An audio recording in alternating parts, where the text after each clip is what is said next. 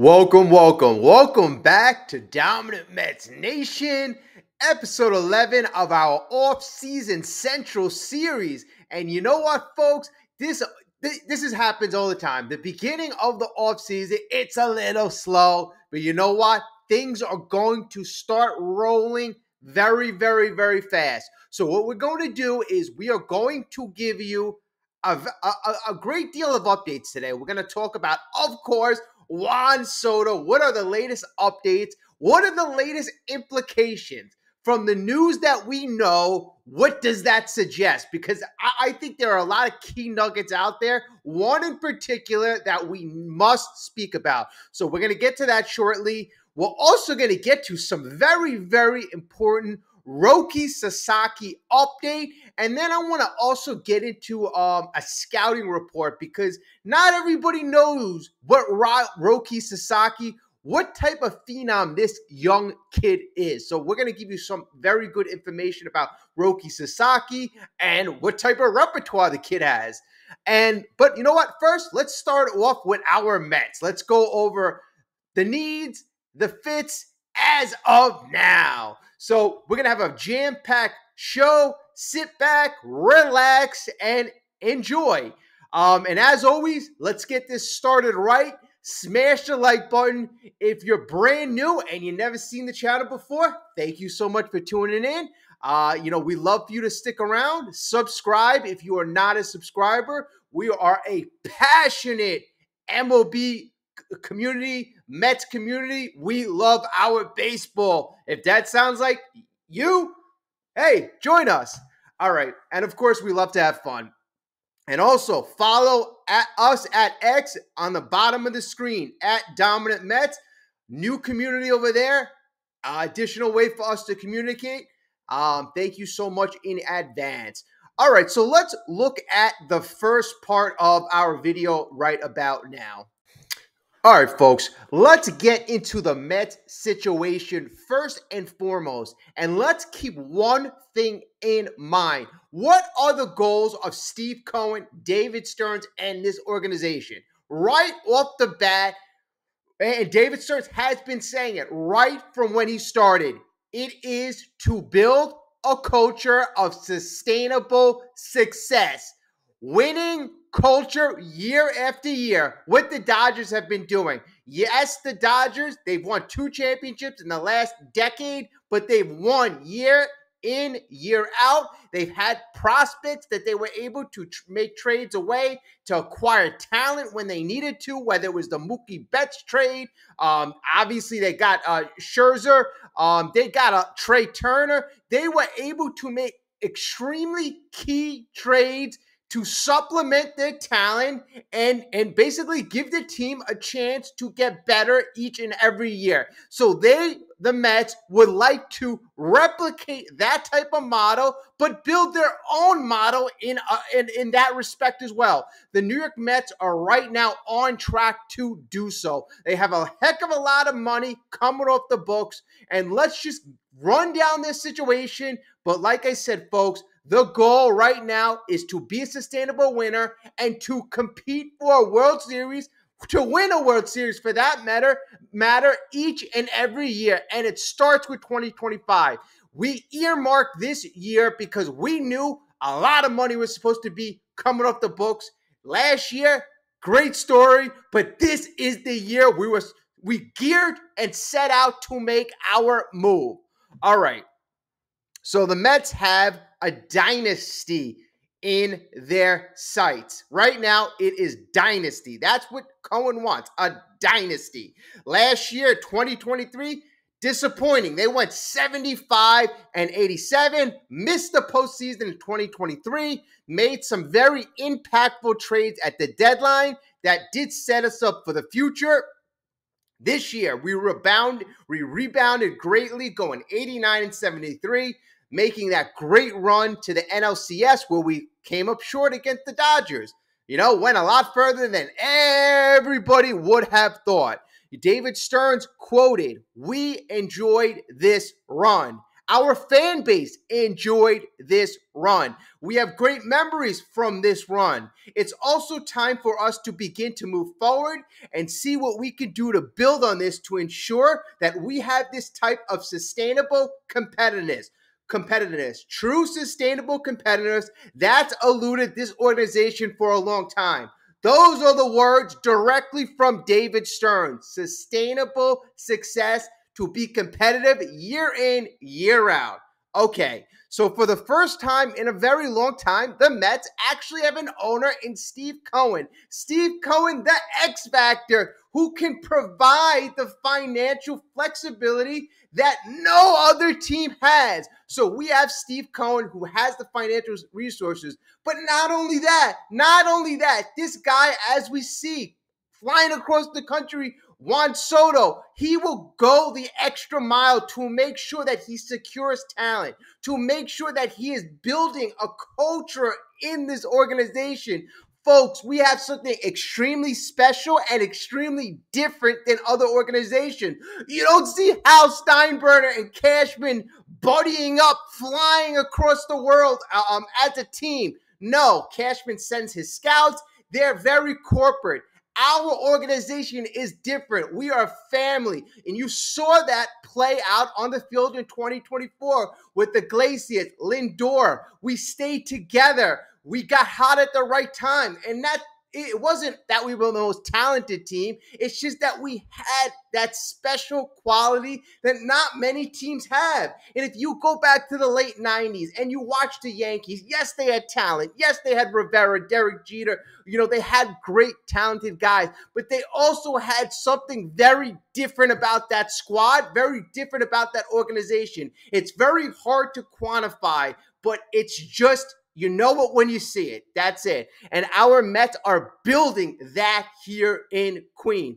Carlos Mendoza, great addition. Great addition what he did with this team. We had many ups and downs, injuries from Kodai Senga, but Carlos Mendoza is another big key piece going forward, folks. We got Stearns, we got Carlos Mendoza, we got Steve Cohen. I can argue that those three pieces are the best core leaders in all of the game.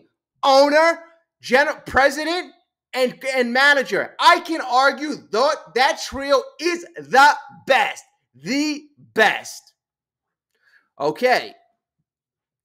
All indications going forward is that 2024 year that we just came off of is the beginning of a long, sustainable run for our New York Mets. Now, we have to keep in mind, going into this offseason, like I said, we got about $180 million to spend, but we also have a lot of holes to fill. Why, you ask? Well, the key free agents that became free agents are Pete Alonso, Sean Manaea, Jose Quintana, Luis Severino, JD Martinez, Harrison Bader, Jesse Winker, Phil Maton, and Ryan Stanek. So there were a lot of key pieces on that list that I just read that right now aren't on the team as of right now. So the Mets technically had 14 players become free agents after the season. Not to mention several players come off of the books who aren't on the roster. If we remember in the past, we paid guys like James McCann, Max Scherzer, Justin Verlander. We paid them essentially to play elsewhere. Good thing is, they come off the books. Great. That is $65 million we can actually use for active roster talent. I remember when I was looking at the playoffs and I looked at our active roster salary and it was like $180 million. And then you looked at the Yankees, they're approaching $300 million of their active roster actually playing. It will be such a benefit to actually utilize that money in the correct way. Okay. So what are our biggest needs? And at the end of the day, it starts with pitching, and pitching. Severino, Manaea, Quintana, they were our 1, 2, and 3 for most of the year. Obviously, they're not here. So right now, as it stands, our 2025 rotation looks a little like this. Kodai Senga, David Peterson, Paul Blackburn, but the latest news on him, I have a note here, is that he could miss the start of 2025, following back surgery. So you have two guys who are guaranteed so far: Sanger, Peterson. Third guy would be McGill, and that's about it. Unless you want to put a guy like Jose Budo in the starting rotation or promote one of your younger guys in the minor leagues, you only have Sanger, unreliable, David Peterson, and McGill. So it's Peterson and McGill. So you essentially have only two people in the rotation, and the two people that you do have, one of them in McGill is highly inconsistent. Peterson, yes. So basically, we have to build a whole new rotation. Okay, so re-signing Manaea to a 4-ish year contract and Severino accepting the qualifying offer might be a good possible outcome. Regardless, they need starters this offseason. Starters. Like I said, we only have Peterson, who is healthy and who could be, consistent. The Mets had success with Manaea and Severino on short-term deals. They can aim higher now if they want, or they can look at comparable players. Could you get a Walker Buehler at, a discount for his projected talent? What about a Shane Bieber? Then we're going to talk about guys like Roki Sasaki. There is talented guys out there, although people are saying Matthew Boyd. I mean, I'm not a big fan, but there is a long list of guys who can be the future Severino, who can be the future Manaea. Okay, so beyond the rotation, the Mets also need to figure out their corner infield situation, of course, and we are specifically alluding to Mr. P. Alonso. Okay, so Alonso has made it no secret that he wants to remain a Met the rest of his career, though giving a soon-to-be 30-year-old right-handed hitting first baseman a big contract is a risky proposition. Stearns may not be so eager to resign Alonso given who else is available in free agency, so there may be more options. The Mets, we know this much. Mark Vientos will play a corner infield position in 2025. It could be third base, or it could be first base. Brett Beatty, is he an option? Although, maybe we went down that road. Maybe he's more of an option to trade. But we know Mark Vientos, he's going to play one of the corners. All right, center field.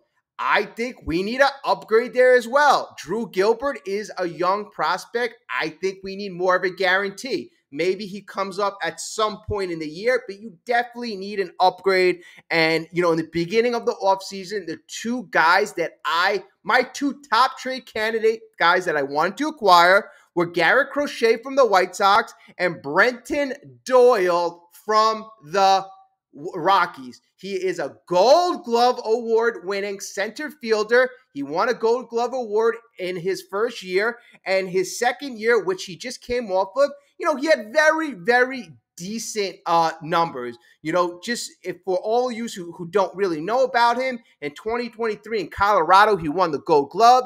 In 2024, his second year, he hit 23 home runs, 72 RBIs. He batted .260. He's a guy who's 6'4", and he's a guy who plays a very good defense. So he's a guy who has, in my opinion, hasn't reached anywhere close to his ceiling. Now, the only downside to him is even though he's going to his third year, he's going to be 27. Also, he's playing in Colorado, so some of his offensive stats could appear or could maybe be thought of to be a little inflated. But I think it's a guy who hasn't even reach close to his talent level or his talent ceiling. So that's a guy I would want to acquire, like Christian Yelich before he was acquired by, the Brewers back in 2017. I don't think he didn't hit anywhere close to his ceiling with the Marlins. He was a good hitter, but when he went to the Brewers, he was an MVP candidate. This is a guy who I project, if he goes to the right situation, he can be further developed in a big way. All right, so that's who I'm looking for, an upgrade for center field, and that's a guy I'd like the Mets to explore a trade for. All right. The Mets also have, other options. Obviously, Tyrone Taylor, he's a nice player, but, I don't see him as an everyday guy. The Mets are a better team when Tyrone Taylor is, fourth or fifth outfielder, a guy who, plays every other day. The Mets also have, Luis Angel Acuna, Acuna's probably set to play second base this year. That means Jeff McNeil would be a super utility guy. I think Jeff McNeil's days as a starter, are really kind of coming to a close. We saw how inconsistent he could be. And he's a very nice piece as a jack of all trades, guys. That's only if the Mets decide to keep him. The Mets may say, hey, you know what? It's the end of an era with guys like McNeil, and I wouldn't really feel bad at all. I'd be like, okay, you know what? Move on. All right, so let's see. And of course, obviously, that takes us to the bullpen, and we need great help back there as well. Maton and Stanek were good options for the Mets down the stretch. Those two guys, very different type of pitchers. Now, we have great questions. We want to build a very kind of unique type of bullpen with many different options. Now, out there, we have possible fits, and we're going to get into that in our second part of the video. Obviously, you got Juan Soto, Corbin Burns. You hear Luis Robert from the Chicago White Sox. He could be thrown in a Garrett Crochet trade. And then you hear Alex Bregman, which, I think Steve Cohen's going to do his due diligence, but Alex Bregman is a guy I'm not really seeing. I see him as more on the down part of his career. And over the age of 30, he's not a guy I'd want to invest in. Okay, so let's get into Juan Soto, because, there's actually something pretty special that's, I don't want to say that's been developing, but we've been discovering, I've been seeing stories about this, and I want to run it by you. And of course, as always, drop your comment, anything. If you have a comment on Soto's situation, the Mets, positional needs, the fits, any type of thing in the video, drop your comment. I love to always read your opinions. Okay, so the big news, obviously, we know that Mr.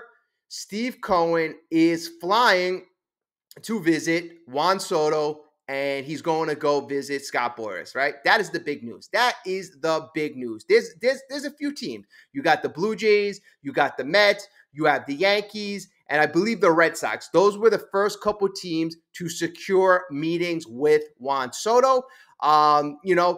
There's going to be more teams involved. You have the Dodgers, you have the Phillies, you have a bunch of teams who are going to be involved. So it doesn't matter who has the first meeting, doesn't matter who has a meeting now. But you know what? There are going to be a lot of teams interested. And which team has the edge? Which team has something that nobody else has? And which team has potentially everything? We know Juan Soto is looking for money. Potentially, he's going to the highest offer, right? But if all offers are equal, if all offers are similar, what makes each team stand out? Well, another X factor that makes one team stand out from the rest, he mentioned, he wants to be on a winner. He wants to be on a winning team. All right, so, out of the top four, you have the Yankees, you have the Mets, winning organizations. The Blue Jays, they have a crap load of money. But, they haven't been winning, year in, year out. Last year wasn't a great year. Was not a great year. So, and then the Red Sox too. So if I'm going to go with his initial things about how he wants to go to the most money and he wants to go into a sustainable and a winning situation, then automatically, are you going to eliminate the Red Sox and are you going to eliminate the Blue Jays? I don't think so. So then we have to dive deeper, right? So Juan Soto, I think, is going to go to a situation where obviously he's got money, obviously he can win, but I think he also wants to go into a situation where the team can build around him. I think he wants to be the centerpiece. Obviously, when you go to a team, you want to be comfortable. And you want to go to a team, and a lot of players feel like this, where it's more of a family environment.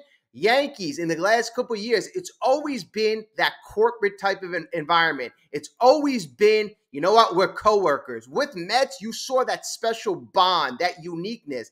What the Yankees had in the late 90s, they had that bond. This is what propels teams to go further than they probably would have ever believed. And the Mets have that. And I didn't realize how good of a relationship the Mets, Francisco Lindor and Juan Soto actually had. I didn't realize it. In the last couple of days, I'm starting to realize it.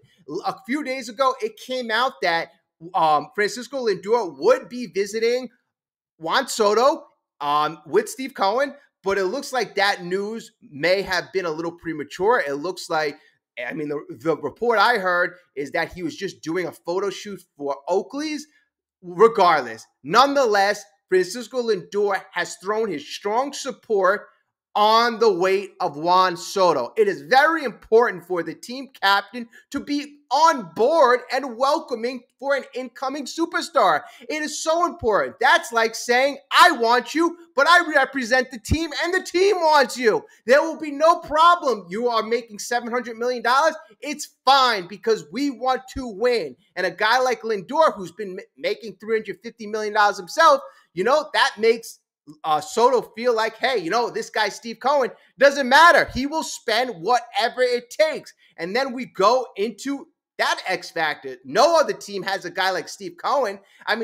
When Steve Cohen was attending each and every playoff game and you saw how into this game that this owner was, that was fantastic. This man loves the New York Mets. He loves sports. Even after the Mets got knocked out, I saw him with his daughter Sophia in the first row of the Knicks game. This man loves sports and he loves to win. That being Steve Cohen, it is super, super special what we have here, what we are building here, and we are offering the keys to the car to a 26-year-old phenom, a Ted Williams-like slugger. Yes, I know I hear all the complaints about his defensive liabilities, about the fact that he could be a future DH. But there are a slew of very intelligent teams, from the Dodgers to the Yankees to the Mets to the Rays, who have very smart, intelligent baseball scouts, executives who believe that it is still worth it to give this man upwards of $700 million. If it was one or two teams that were like exploring over $500 million, I'd be like, oh, it's just one or two crazy owners. But if I'm seeing 6, 7, 8 teams bidding over 500, and that's where you're going to get a scenario where it gets to 700 because, a lot of teams bid in the 500, some in the 600s, and then you'll have those teams go up if it gets that way. But if that many teams believe he is worth it, whether they're going to get it back through marketing dollars, whether they believe he's going to get you to sustainable winning culture each and every year, they believe that this man is that special. Who am I to say, oh, he can't play as good of a left field or a right field as, other players? They believe he is worth it on one way or another. Okay, so again, Francisco Lindor has a very special relationship with Juan Soto. Now, I didn't realize this, and a good article came out. I think it was in Sports Illustrated. So, they were going through the article, and there was a moment a couple years ago, and this old clip is emerging all over the place. And this is when Juan Soto was on the Nationals, and Francisco Lindor was at the plate, and the Nationals pitcher threw a ball, and it hit Francisco Lindor on the side of the head. It hit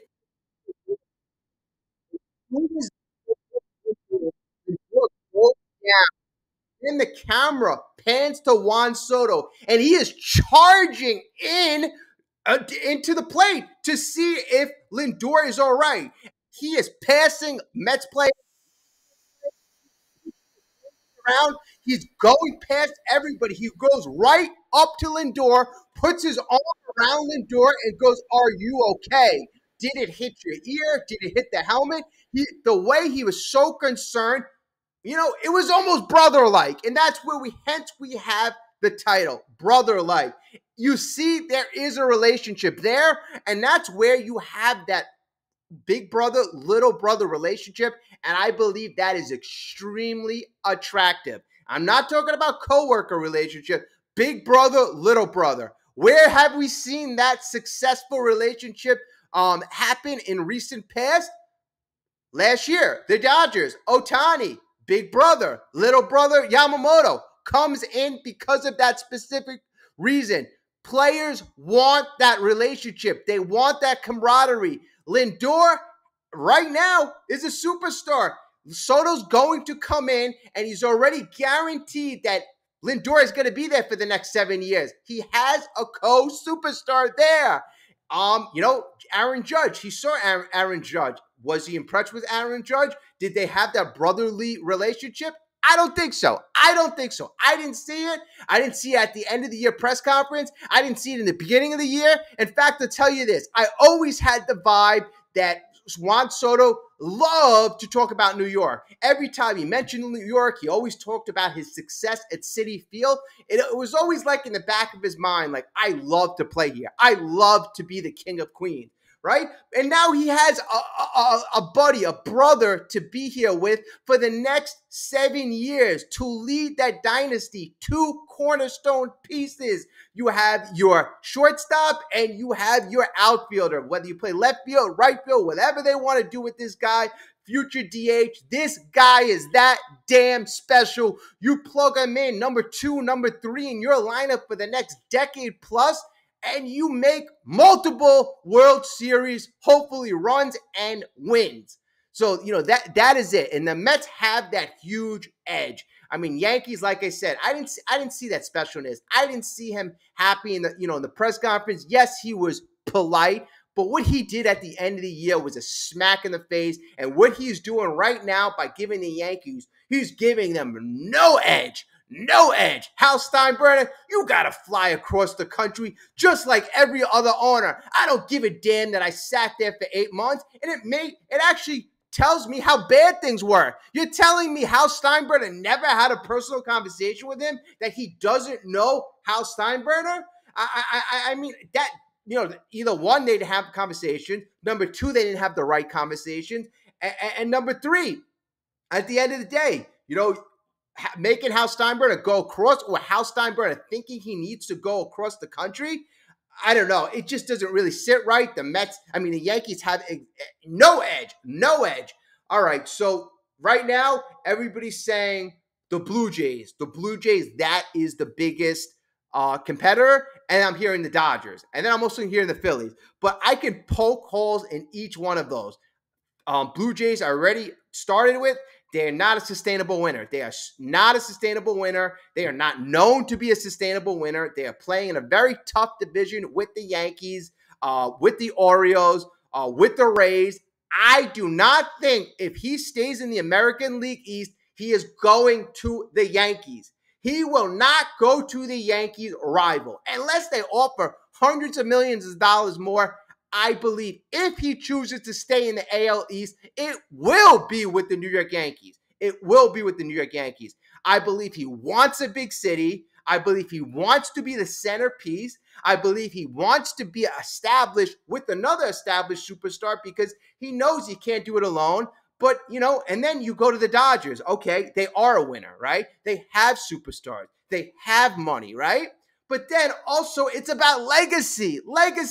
If they win next year with Juan Soto, who cares? They won last year with Ohtani. They won last year with Betts. And at the end of the day, if they add Soto, they better damn win. If they have Soto, if they have Betts, if they have Ohtani, if they have Yamamoto, and I'm pretty sure they're going to add a bunch of other players, Sasaki. I mean, they better damn well win. So it's really no special thing to win with the Dodgers, knowing they have an all-star team. So the Mets, again, have that edge in that respect. The Mets have not won since '86. If Juan Soto wins in New York, he will be a legend. He will be a god. He will be worshipped for years to come. And it sounds like Francisco Lindor wants that as well. Francisco Lindor is recruiting his buddy. You best believe he's recruiting his buddy. Even if he doesn't attend the exact meeting, he does want Soto here. They do have that camaraderie. They do have that relationship. And folks, if you're poo-pooing what happened a couple years ago about Juan Soto, a young Juan Soto. So you're talking about Juan Soto when he's 21 years old, running in from the outfield when a fellow I'm not on the same team, a fellow competitor gets hit. Does he do that for every player? Do all players, outfielders run in when the opponent gets hit? No, there's a special bond, a special relationship, and the way they spoke in the aftermath of Lindor getting hit, you could tell they were close. You could tell they were close. All right, folks. So that is that unique edge that the Mets have in the Juan Soto sweepstakes. And that unique edge is the relationship that Francisco Lindor already has with Juan Soto. A relationship, I repeat, that I did not see with Aaron Judge, a relationship that I don't foresee him having with Ohtani or even with the Mookie Betts. Okay. Okay. So there are still plenty of other teams. And then also, too, I just want to mention this. I want to be on record about this. In the case of a Juan Soto, people were worried about this dragging on. Now, it is in nobody's best interest for this to drag out to January till February because he is, I'm not exactly sure of the word, but he is so big. It's going to be such a big contract where the weight of the whole market is contingent on where Juan Soto goes or which team signs Juan Soto, because there will be so many teams trying to be in the Juan Soto hunt. Now, if this goes on to January to February, those teams will have to make tough decisions. Those teams will have to spend money elsewhere because at the end of the day, only one team could sign Juan Soto. Now, Scott Boras and Juan Soto want as many teams involved as possible. So they're going to want to get this done early. You know, the rumor is before December 15th, but I've even heard before December 7th. That would be advantageous to Juan Soto because he would have the most suitors with the most money available at that time early on. Plus, if you sign with the team early on, you want to give said team the best opportunity to build a winning team around you with the most best available of free agents. Okay, so that's why I believe he is signing early. All right, so let's get into our third part of the video, but a very significant part. If you didn't get a chance to like and you love interesting MLB content, show me that you love it, like, subscribe, and then we're going to get to that last part right now. Okay, so here's where we get to a very, very important X factor. A very, very important X factor. This is a very rare situation that doesn't come about every day. Probably the only other time that this particular situation has come about is one time in the name of Shohei Ohtani.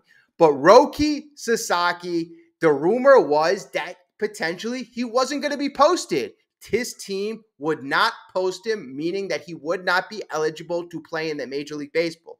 But on Saturday, the hopefully I pronounce this right, the Chiba Latte Marines of Japan's Nippon Professional Baseball announced that they agreed to post the star right-handed pitcher Roki Sasaki, clearing way for the 23-year-old phenom to come to the majors for the 2025 season.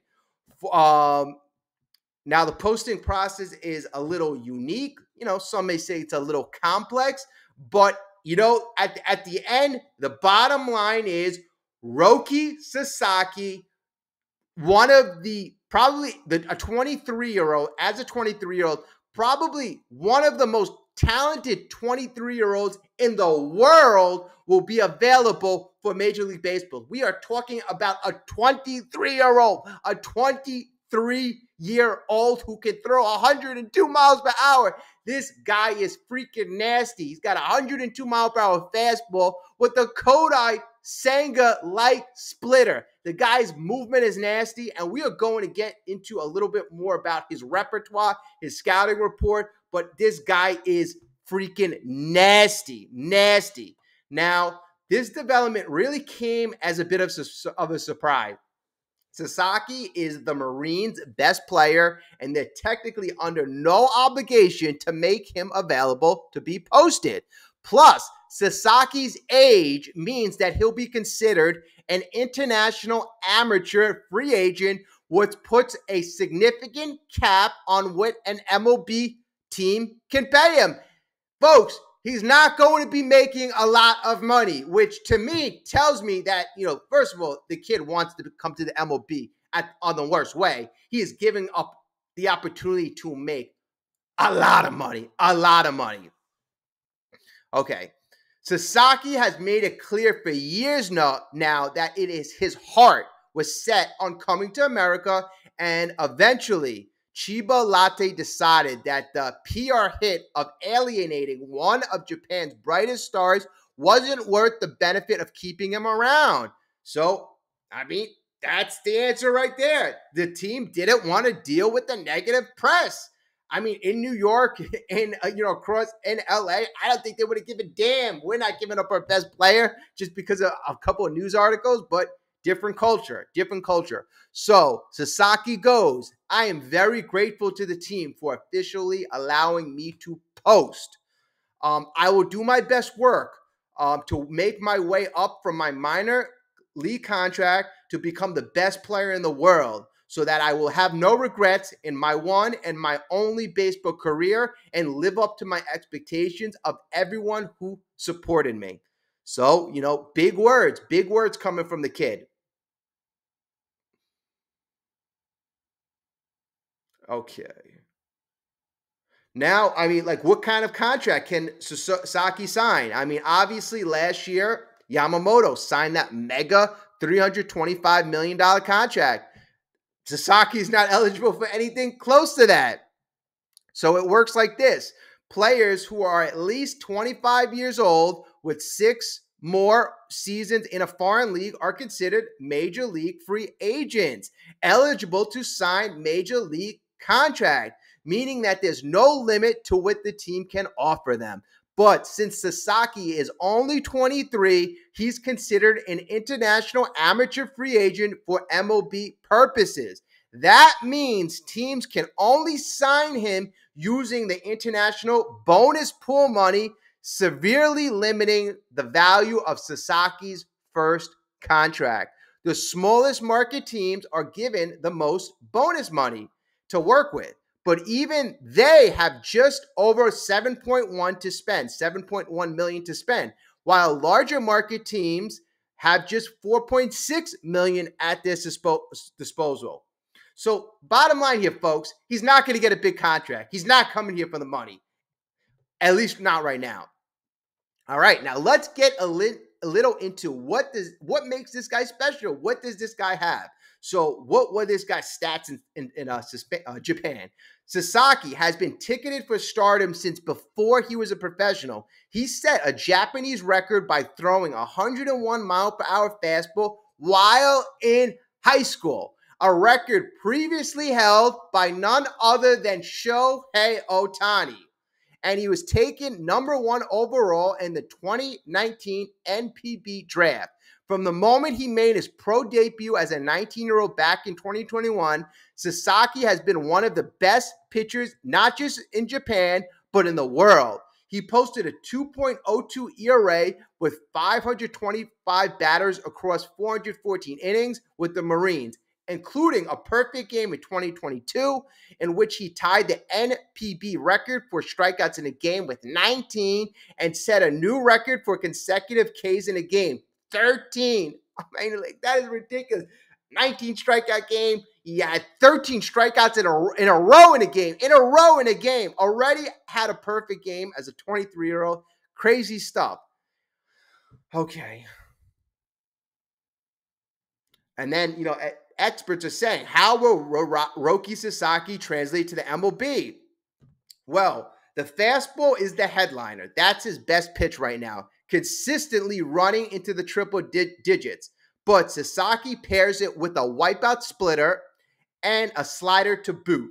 He also boasts impressive command. Very important. Nasty stuff, impressive command. That is a dynamic combination. Never posting a walk rate higher than 2.6.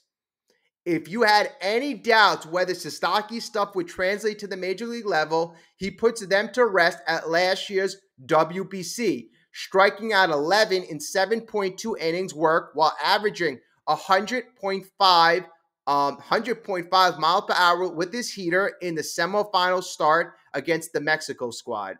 Sasaki may not have as deep of as an arsenal as Yamamoto or Ohtani or Yu Darvish, but the stuff absolutely profiles as a frontline starter at the major league level.